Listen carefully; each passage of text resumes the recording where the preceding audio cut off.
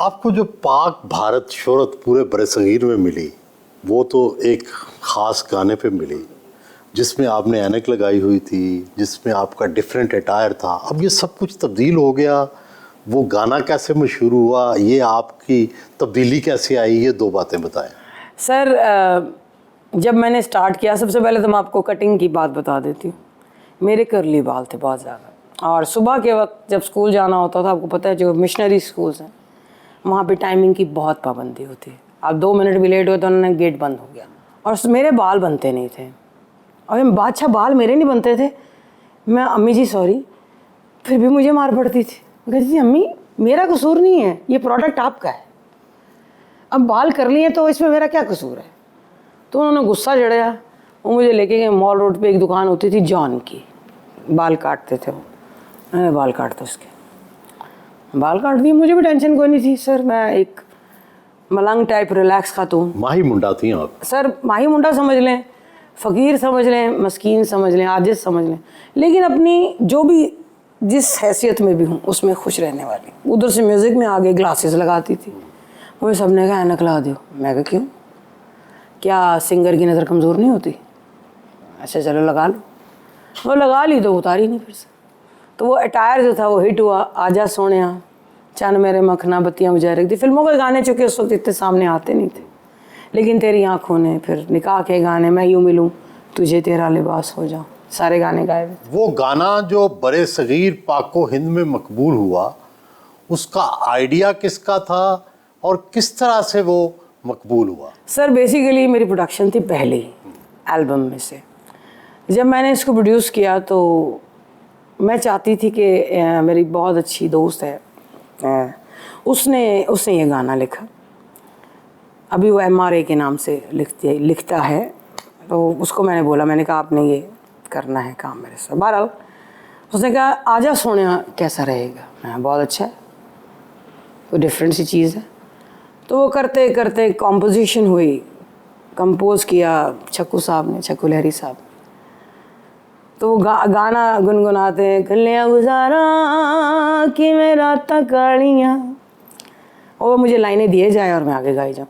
डंग दिया मैनू रुता प्यार वालियाँ, तेरे बाजों जी नहीं लगदा, मैं तो मर गई था।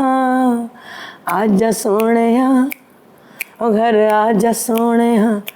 मैंने कहा भाई गा देते आगे, अल्लाह जाने। वो सुपर हिट हुआ। मुझे वसीम अब्बास साहब मिले, हसन भट्टी साहब के बेटे। उस वक्त मेरे पास गाड़ी होती थी शैरड। अब बेहतर हो गई है सर, अभी भी अगर शैरड भी हो तो मैं खुश हूँ। नहीं, लेकिन अब कौन सी हो गई है? सर अभी इस वक्त मेरे पास टोयोटा है, किया भी है। माशाअल्लाह, और खुशहाली है। अल्हम्दुलिल्लाह। खुशहाली चीज़ों से नहीं होती सर, खुशहाली आपके अंदर होती है। चीज़ें आपको कभी खुशहाल नहीं कर सकती। जब तक आपका कल्ब मुतमईन नहीं, आप खुशहाल नहीं होते। मेरा कल्ब मुतमईन है। दरवेशी आपने इख्तियार या फकीरी नहीं सर, इख्तियार नहीं की जा सकती। जैसे अंदर होती है। फनकार या तो होता या नहीं होता, ये आपके अंदर है। ये कभी किसी से मुतासर होके किए है? नहीं सर, किसी से मुतासर नहीं। अल्लाह से मुझे खौफ बहुत आता है। खौफ क्या आता है कि अगर मैं किसी का फ़ायदा नहीं कर सकती तो मुझे नुकसान करने का भी हक नहीं है। असल में दरवेशी ये है, दरवेशी का कोई लिबादा नहीं होता, उसकी कोई शक्ल नहीं होती, उसकी कोई सूरत नहीं होती। ये जो सूफियाना तालीमात हैं या दरवेशी है, इसमें किससे मुतासर है, किसको पढ़ा है? सर बाबा बुल्ले शाह, बहुत मुझे उनसे बहुत मोहब्बत है। बाबा बुल्ले शाह तो मुआशरे के बागी थे।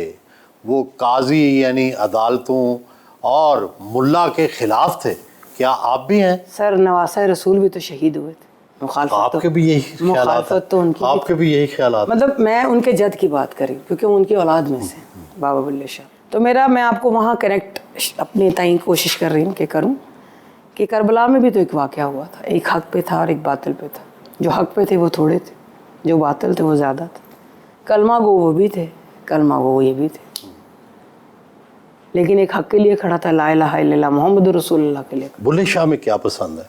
बाबा बुल्ले शाह का मुझे सबसे जो खूबसूरत चीज़ लगती है, एक तो इंसानियत की बात करते हैं, फ़िरका वारियत की वो बात नहीं करते। तो जैसे एक मल्ला दे सत मसीता में इनका एक बड़ा मशहूर है, तो मुझे उनमें जो चीज़, अगर आप बहुत गौर से आप बुल्ले शाह को पढ़ें तो बेसिकली उनकी जो शायरी है वो नसीहत आमेज़ है, वो माशरे को एक तर्स देती है। मौजूदा दौर के किसी सूफ़ी से, पीर से भी मुतासर हैं? सर अज़ल से अबद तक एक ही सूफ़ी है जिसका अल्लाह ताला ने कुरान मजीद में, फ़ुरक़ान हमीद में ज़िक्र किया, हज़रत मोहम्मद सल्लल्लाहु अलैहि वसल्लम। उनसे बड़ी दर्सगाह, उनसे बड़ा सूफ़ी, उनसे बड़ा दरवेश, रहमतुल लिल आलमीन का जिनको कहा गया, जिनका मेज़बान खुदा खुद था, उससे बड़ा कौन उस्ताद हो सकता है दरवेशी। अरे वालेकुम अस्सलाम, ये क्या सरप्राइज है। ईद मिलने हुआ चांद चांद के सामने, दोनों को ईद मुबारक, सहेली ईद मुबारक।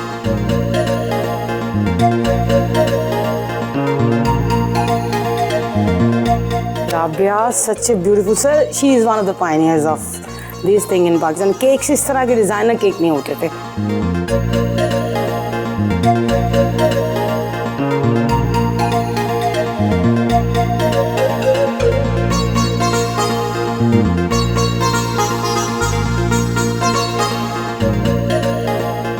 शाज़िया मंजूर साहबा के बारे में आपकी कैसे दोस्त बनी, इनका गाना कैसा है, शख्सियत कैसी है? दोस्त ज़्यादा मेरे हैं भी नहीं, और यस हम दो तीन ही हैं जी, बस इसी तरह से। और सर ये मेरी शरारतों के बारे में बिल्कुल नहीं बताएगी आपको, आपने टेंशन नहीं लेनी, लेकिन मैंने मना किया हुआ सर। लेकिन ये बहुत इनकी पर्सनालिटी जैसे एज अ सिंगर लोग जानते हैं, लेकिन शी इज़ टू मच शरारती पर्सन, ठीक है।